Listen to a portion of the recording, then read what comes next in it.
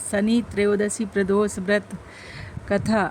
गर्गाचार्य जी ने कहा कि हे महामते, आपने शिव शंकर प्रसन्न हेतु समस्त प्रदोष व्रत का वर्णन किया है। अब हम शनि प्रदोष विधि सुनने की इच्छा रखते हैं, सो कृपा करके सुनाइए। तब सूची बोले, हे ऋषियों, निश्चयात्मक रूप से आपका शिव पार्वती के चरणों में अत्यंत प्रेम है। मैं आपको शनि त्रयोदशी के व्रत की विधि बतलाता हूँ, सो ध्यान से सुने। पुरातन कथा है कि एक निर्धन ब्राह्मण की स्त्री दरिद्रता से दुखी सांडिल ऋषि के पास जाकर बोली, हे महामुने, मैं अत्यंत दुखी हूँ, दुख निवारण का उपाय बतलाइए। मेरे दोनों पुत्र आपकी शरण में हैं। मेरे ज्येष्ठ पुत्र का नाम धर्म, जो कि राजपुत्र है, और लघु का नाम सुचव्रत है। हम दरिद्री हैं, आप ही हमारा उद्धार कर सकते हैं। इतनी बात सुनकर ऋषि ने शिव प्रदोष व्रत करने के लिए कहा। तीनों प्राणी प्रदोष व्रत करने लगे। कुछ समय पश्चात प्रदोष व्रत आया। तीनों ने व्रत का संकल्प लिया। छोटा लड़का, जिसका नाम सुचव्रत था, एक तालाब पर स्नान करने को गया तो उसे मार्ग में स्वर्ण कलश धन से भरपूर मिला। उसको लेकर वह घर आया। प्रसन्न हो माता से कहा कि माँ, यह धन मार्ग में प्राप्त हुआ है। माता ने धन देखकर शिव महिमा का वर्णन किया। राजपुत्र को अपने पास बुलाकर बोली, देखो पुत्र, यह धन हमें शिव जी की कृपा से प्राप्त हुआ है, अतः प्रसाद के रूप में दोनों पुत्र आधा आधा बांट लो। माता का वचन सुनकर राजपुत्र ने शिव पार्वती का ध्यान किया और बोला, पूज्य, यह धन आपके पुत्र का ही है, मैं इसका अधिकारी नहीं हूँ।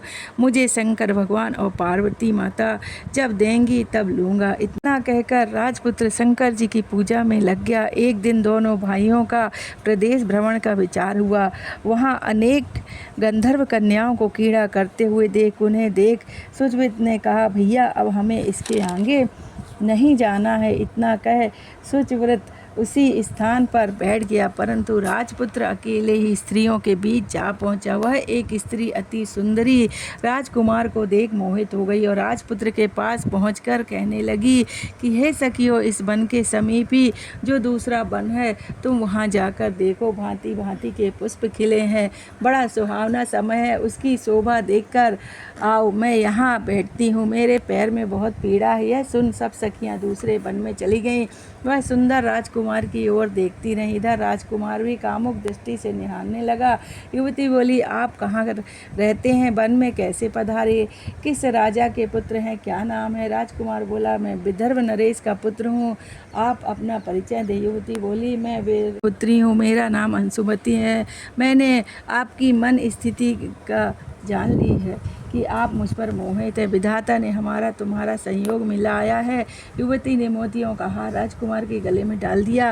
राजकुमार हार स्वीकार करते हुए बोला कि हे भद्रे, मैंने आपका प्रेम उपहार स्वीकार कर लिया है, परंतु मैं निर्धन हूँ। राजकुमार के इन वचनों को सुनकर गंधर्व कन्या बोली कि मैं जैसा कह चुकी हूँ वैसा ही करूँगी, अब आप अपने घर जाएं। इतना कहकर गंधर्व कन्या सखियों से जा मिली। घर जाकर राजकुमार ने सुचव्रत का सारा वृतांत सुनाया। जब तीसरा दिन आया, वह राजपुत्र सुचव्रत के लेकर उसी वन में जा पहुंचा। वहीं गंधर्व राज अपनी कन्या को लेकर आ पहुंचा। इन दोनों राजकुमारों को देख आसन दे कहा कि मैं कैलाश पर गया था। वहां शंकर जी ने मुझसे कहा कि धर्मगुप्त नाम का राजपुत्र है, जो इस समय राज्य विहीन निर्धन है, मेरा परम भक्त है। हे गंधर्वराज, तुम उसकी सहायता करो। मैं महादेव जी की आज्ञा से इस कन्या को आपके पास लाया हूँ। आपका इसका निर्वाह करें, मैं आपकी सहायता कर राजगद्दी पर बिठा दूंगा। इस प्रकार गंधर्वी राज ने कन्या का विधि व्रत विवाह कर दिया। विशेष धन और सुंदर गंधर्व कन्या को पाकर राजपूत अति प्रसन्न हुआ।